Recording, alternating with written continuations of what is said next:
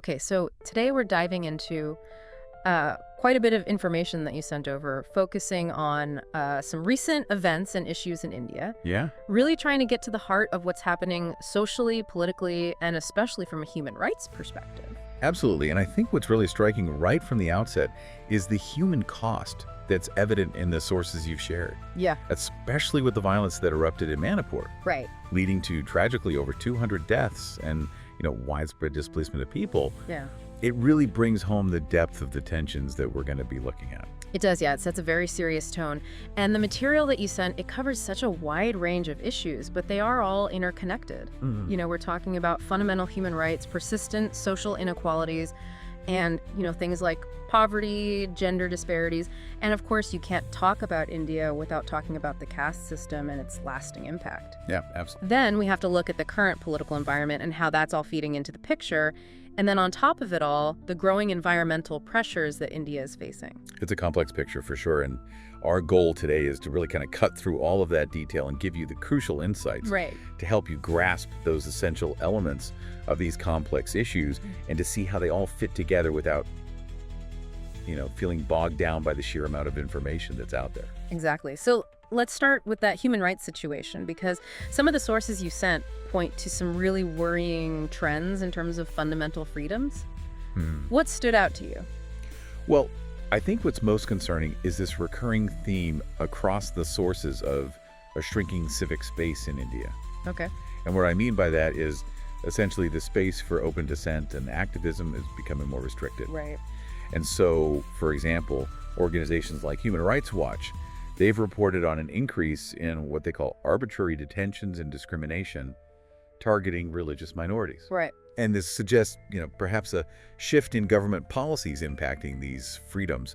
And the events in Manipur really underscore this. Yeah. Because they were driven by deep communal divisions between the Meitei and Kuki communities and the violence that we talked about earlier. Yeah. That's a tragic consequence of these tensions.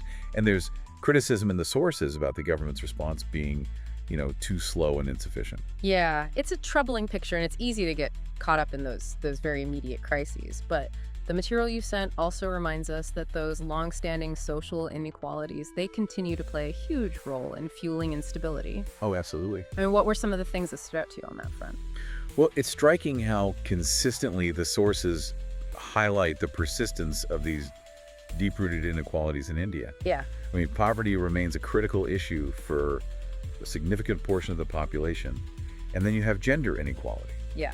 which is apparent in various facets of life.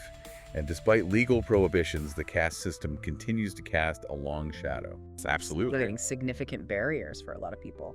It's hard to even imagine that in this day and age. Yeah, and adding to that, you have limited access to healthcare, particularly in rural areas, Right. which further compounds these social burdens. And then there's the associated rise in mental health concerns as well. Right. And we can't forget the ongoing issue of violence against women, despite the fact that there are legal protections in place. Yeah. It suggests a real gap between legislation and effective enforcement on the ground. Absolutely. So let's shift gears a little bit and talk about the political climate. Because there seems to be a growing unease around freedom of expression in India. Yeah, that's something that comes through very strongly. Yeah. And if we sort of connect that back to the human rights situation that we were just discussing, Right. the implementation of certain policies that are perceived as restricting freedom of expression and civil liberties is noteworthy. Yeah. The sources mention things like the expansion of state surveillance capabilities and increased censorship of content online. Right, which is a huge concern for a lot of people. It is, and understandably so, because Yeah. it raises concerns about media freedom and the fundamental right to privacy. Especially in this digital age, it's a whole other layer, right? Exactly. And it seems like these measures are being viewed pretty critically by a lot of different observers. Yeah, okay, so we've talked about human rights, social issues, and politics.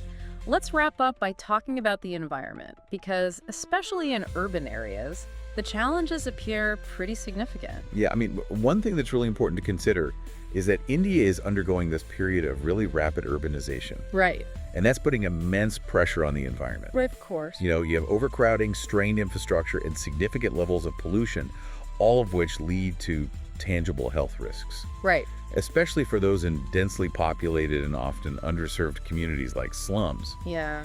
And it highlights the potential trade-offs that can happen between rapid development and environmental sustainability. Right. If careful planning and prioritization aren't in place. Yeah, so, looking back at everything we've discussed today, this deep dive into the information you provided, it's very clear that India is grappling with some really significant challenges across the board when it comes to human rights, social equity, political freedoms, and environmental well-being. And these aren't isolated issues. They have deep historical roots, and they continue to have very real consequences for a lot of people. Absolutely. And I think what's so fascinating and also quite concerning is how interconnected these challenges are. Yay.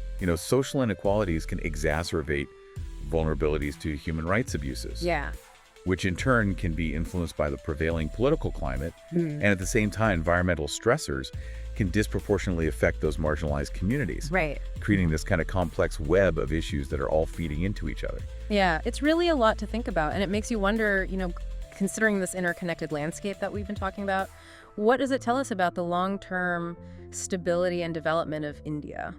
And what are some of those key areas that we really need to keep an eye on in the years ahead?